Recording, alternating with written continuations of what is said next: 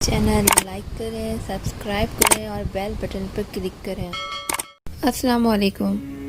بحیثیت مسلمان ہمارا عقیدہ ہے کہ اللہ نے جو رزق ہماری قسمت میں لکھا ہے وہ ہمیں مل کر رہے گا، لیکن یہ ہم پر ہے کہ اس رزق کو ہم کس طریقے سے حاصل کرتے ہیں۔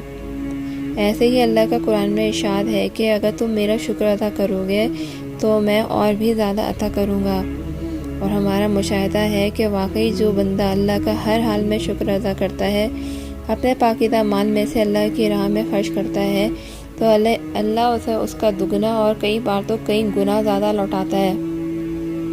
آج ہم آپ کو ایک ایسے ہی حکیم کا قصہ سناتے ہیں جو کہ اللہ کی ذاتی خاطر اپنا دن کا اکثر حصہ گزار لیتا تھا اور مطلب میں بھی مخصوص وقت سے زیادہ بیٹھتا بھی نہیں تھا، پھر بھی اللہ اس کے تمام حاجات کو پورا کر دیتا۔ لیکن کیسے؟ تو اس واقعے کو سنیں اور اپنا ایمان تازہ کریں۔ حکیم صاحب روزانہ صبح مطلب جانے سے قبل بیوی کو کہتے کہ جو کچھ آج کے دن کے لیے تم کو درکار ہے ایک چٹ پر لکھ کر دے دو۔ بیوی لکھ کر دے دیتی۔ آپ دکان پر آ کر سب سے پہلے وہ چٹ کھولتے، بیوی نے جو چیزیں لکھی ہوتی ان کے سامنے ان چیزوں کی قیمت درج کرتے، پھر ان کا ٹوٹل کرتے، پھر اللہ سے دعا کرتے کہ یا اللہ، میں صرف تیرے ہی حکم کی تعمیل، تیری عبادت چھوڑ کر یہاں دنیا داری کے چکروں میں آ بیٹھا ہوں۔ جو ہی تو میری آج کی مطلوبہ رقم کا بندوبست کر دے گا میں اسی وقت یہاں سے اٹھ جاؤں گا۔ اور پھر یہی ہوتا، کبھی صبح کے 9:30، کبھی 10۔ حکیم صاحب مریضوں سے فارغ ہو کر واپس اپنے گاؤں چلے جاتے۔ ایک دن حکیم صاحب نے دکان کھولی، رقم کا حساب لگانے کے لیے چٹ کھولی تو وہ چٹ کو دیکھتے ہی رہ گئے۔ ایک مرتبہ تو ان کا دماغ گھوم گیا، ان کو اپنی آنکھوں کے سامنے تارے چمکتے ہوئے نظر آ رہے تھے، لیکن جلد ہی انہوں نے اپنے اعصاب پر قابو پا لیا۔ آٹے دال وغیرہ کے بعد بیگم نے لکھا تھا کہ بیٹی کے جہیز کا سامان۔ کچھ دیر سوچتے رہے، پھر چیزوں کی قیمت لکھنے کے بعد جہیز کے سامنے لکھا، یہ اللہ کا کام ہے، اللہ جانے۔ 1-2 مریض آئے ہوئے تھے، ان کو حکیم صاحب دوائی دے رہے تھے۔ اسی دوران ایک بڑی سی کار ان کے مطب کے سامنے آ کر رکی۔ حکیم صاحب نے کار یا صاحب کار کو کوئی خاص توجہ نہ دی، کیونکہ کئی کار والے ان کے پاس آتے رہتے تھے۔ دونوں مریض دوائی لے کر چلے گئے۔ وہ سوٹ بوٹ والے صاحب کار سے باہر نکلے اور سلام کر کے بینچ پر بیٹھ گئے۔ حکیم صاحب نے کہا کہ اگر آپ نے اپنے لیے دوائی لینی ہے تو ادھر اسٹول پہ آ جائیں تاکہ میں آپ کی نبض دیکھ لوں، اور اگر کسی مریض کی دوائی لے کر جانی ہے تو بیماری کی کیفیت بیان کریں۔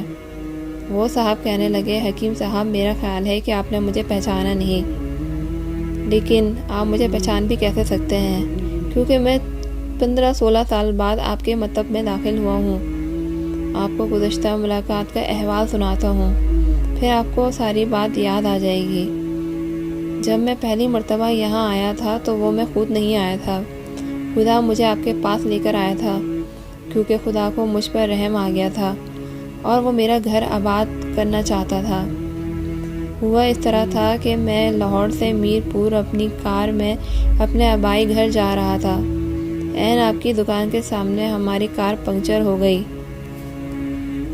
ڈرائیور کار کا پہیہ اتار کر پنکچر لگوانے چلا گیا۔ آپ نے دیکھا کہ میں گرمی میں کار کے پاس کھڑا ہوں۔ آپ میرے پاس آئے اور آپ نے مطب کی طرف اشارہ کیا اور کہا کہ ادھر آ کر کرسی پر بیٹھ جائیں۔ اندھا کیا چاہیے، 2 آنکھیں۔ میں نے آپ کا شکریہ ادا کیا اور کرسی پر آ کر بیٹھ گیا۔ ڈرائیور نے کچھ زیادہ ہی دیر لگا دی تھی۔ ایک چھوٹی سی بچی بھی یہاں آپ کی میز کے پاس کھڑی تھی اور بار بار کہہ رہی تھی، چلے نا، مجھے بھوک لگی ہوئی ہے۔ آپ اسے کہہ رہے تھے، بیٹی تھوڑا صبر کرو، ابھی چلتے ہیں۔ میں نے یہ سوچ کر کہ اتنی دیر سے آپ کے پاس بیٹھا ہوں، مجھے کوئی نہ کوئی دوائی آپ سے خریدنی چاہیے تاکہ آپ میرے بیٹھنے کو زیادہ محسوس نہ کریں۔ میں نے کہا، حکیم صاحب، میں 5-6 سال سے انگلینڈ میں ہوتا ہوں۔ انگلینڈ جانے سے قبل میری شادی ہو گئی تھی، لیکن ابھی تک اولاد کی نعمت سے محروم ہوں۔ یہاں بھی بہت علاج کیا اور وہاں انگلینڈ میں بھی، لیکن ابھی قسمت میں مایوسی کے سوا کچھ نہیں دیکھا۔ آپ نے کہا، میرے بھائی، توبہ استغفار پڑھو، خدا را اپنے خدا سے مایوس نہ ہو، یاد رکھو اس کے خزانے میں کسی شے کی کمی نہیں۔ اولاد، مال و اسباب اور غم، خوشی، زندگی، موت، ہر چیز اسی کے ہاتھ میں ہے۔ کسی حکیم یا ڈاکٹر کے ہاتھ میں شفا نہیں ہوتی اور نہ ہی کسی دوا میں شفا ہوتی ہے۔ شفا اگر ہونی ہے تو اللہ کے حکم سے ہوتی ہے۔ اولاد دینی ہے تو اسی نے دینی ہے۔ مجھے یاد ہے کہ آپ باتیں کرتے جا رہے تھے اور ساتھ ساتھ پوڑیاں بنا رہے تھے۔ تمام دوائیاں آپ نے 2 حصوں میں تقسیم کر کے 6 لفافوں میں ڈالیں۔ پھر مجھ سے پوچھا کہ آپ کا کیا نام ہے۔ میں نے بتایا کہ میرا نام محمد علی ہے۔ آپ نے ایک لفافے پر محمد علی اور دوسرے پر بیگم محمد علی لکھا۔ پھر دونوں لفافے ایک بڑے لفافے میں ڈال کر دوائی استعمال کرنے کا طریقہ بتایا۔ میں نے بے دلی سے دوائیاں لے لیں کیونکہ میں تو صرف کچھ رقم آپ کو دینا چاہتا تھا، لیکن جب دوائی لینے کے بعد میں نے پوچھا کہ کتنے پیسے، آپ نے کہا بس ٹھیک ہے۔ میں نے زیادہ زور ڈالا تو آپ نے کہا کہ آج کا کھاتا بند ہو گیا ہے۔ میں نے کہا مجھے آپ کی بات سمجھ نہیں آئی۔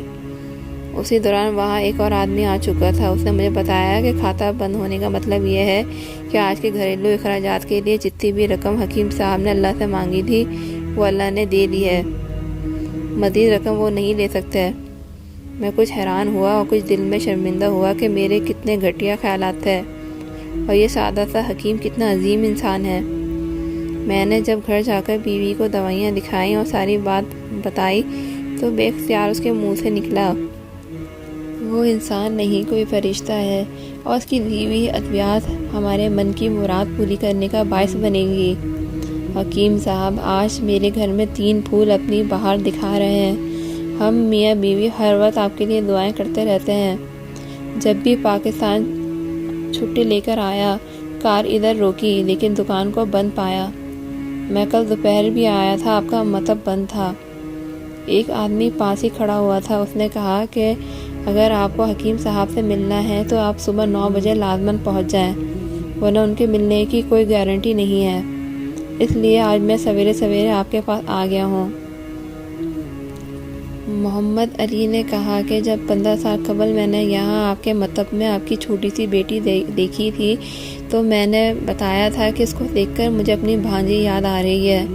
حکیم صاحب ہمارا سارا خاندان انگلینڈ سیٹل ہو چکا ہے، صرف ہماری ایک بیوہ بہن اپنی بیٹی کے ساتھ پاکستان میں رہتی ہے۔ 21 تاریخ کو شادی ہونا تھی۔ اس بھانجی کی شادی کا سارا خرچ میں نے اپنے ذمے لیا تھا۔ 10 دن قبل اسی کار میں اسے میں نے لاہور اپنے رشتہ داروں کے پاس بھیجا کہ شادی کے لیے اپنی مرضی کی جو چیز چاہے خرید لے۔ اسے لاہور جاتے ہی بخار ہو گیا، لیکن اس نے کسی کو نہیں بتایا۔ بخار کی گولیاں ڈسپرین وغیرہ کھاتی اور بازاروں میں پھرتی رہی۔ بازار میں پھرتے پھرتے اچانک بے ہوش ہو کر گری۔ وہاں سے اسے ہاسپٹل لے گئے۔ وہاں جا کر معلوم ہوا کہ اس کو 106 ڈگری بخار ہے اور یہ گردن توڑ بخار ہے۔ وہ بے ہوشی کے عالم ہی میں اس جہان فانی سے کوچ کر گئی۔ اس کے فوت ہوتے ہی نہ جانے کیوں مجھے اور میری بیوی کو آپ کی بیٹی کا خیال آیا۔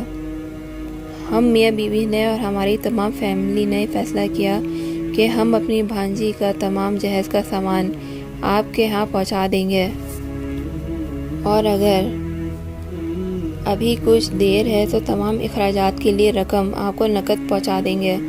آپ نے نہ نہیں کرنی، آپ اپنا گھر دکھا دیں تاکہ سامان کا ٹرک وہاں پہنچایا جا سکے۔ حکیم صاحب حیران و پریشان ہو گویا ہوئے۔ محمد علی صاحب آپ جو کچھ کہہ رہے ہیں مجھے سمجھ نہیں آ رہا، میرا اتنا دماغ نہیں ہے۔ میں نے تو آج صبح جب بیوی کے ہاتھ کی لکھی ہوئی چٹ یہاں آ کر کھول کر دیکھی تو مرچ مسالے کے بعد جب میں نے یہ الفاظ پڑھے بیٹی کے جہیز کا سامان، تو آپ کو معلوم ہے میں نے کیا لکھا؟ آپ خود یہ چٹ ذرا دیکھیں۔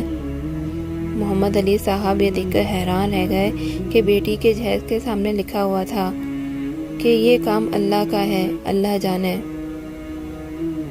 محمد علی صاحب یقین کریں آج تک کبھی ایسا نہیں ہوا کہ بیوی نے چٹ پر چیز لکھی ہو اور مولا نے اس کا اسی دن بندوبست نہ کر دیا ہو۔ واہ مولا واہ، تو عظیم ہے، تو کریم ہے۔ آپ کی بھانجی کی وفات کا صدمہ ہے، لیکن اسی قدرت پہ حیران ہوں کہ وہ کس طرح اپنے معجزے دکھاتا ہے۔ حکیم صاحب نے کہا کہ جب سے ہوش سنبھالا ایک ہی سبق پڑھا کہ صبح ورد کرنا ہے رزاق رزاق تو ہی رزاق، اور شام کو شکر شکر مولا تیرا شکر۔ سامعین، آپ نے سنا کہ کیسے اللہ اپنے شکر گزار بندوں کی حاجتیں پوری کرتا ہے اور ایسی جگہ سے بندوبست کراتا ہے جس کا انسان نے کبھی سوچا نہیں ہوتا۔ قرآن کی ہی ایک آیت کا مفہوم کچھ اس طرح ہے کہ ہم تمہیں ایسی جگہ سے نوازیں گے جس کا تم نے سوچا بھی نہیں ہوگا۔ تو گزارش ہے کہ اللہ سے مانگیں، اس کا شکر ادا کریں، حرام سے بچیں اور اس کی بندگی اختیار کریں۔ امید ہے کہ آپ سب کو حکیم صاحب کا یہ ایک سچا واقعہ ضرور پسند آیا ہوگا۔ اب میں اجازت چاہتی ہوں، اللہ حافظ۔